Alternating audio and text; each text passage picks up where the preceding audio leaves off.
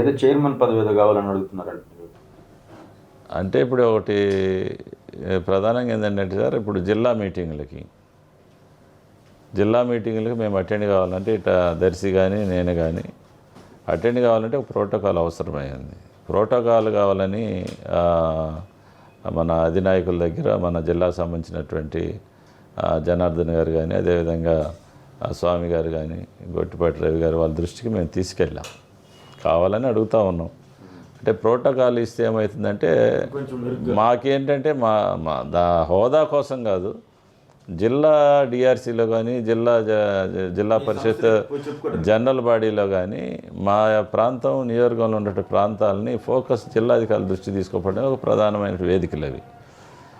ఆ వేదికలో మేము లేకుండా మాకు అపోజిషన్ గెలిచిన వాళ్ళు ఏదేదో మాట్లాడుతుంటే కాస్త ఇదిగా ఉంటుందని ఖచ్చితంగా అది అడిగాం. దాని ద్వారా కొంచెం ఇంకా మమ్మల్ని స్ట్రెంగ్తెన్ చేయాలి కదా. ఓడిపోయిన వాళ్ళని మమ్మల్ని బలపరిస్తే ఇంకా ఎక్కువ ముందుకెళ్ళగలం.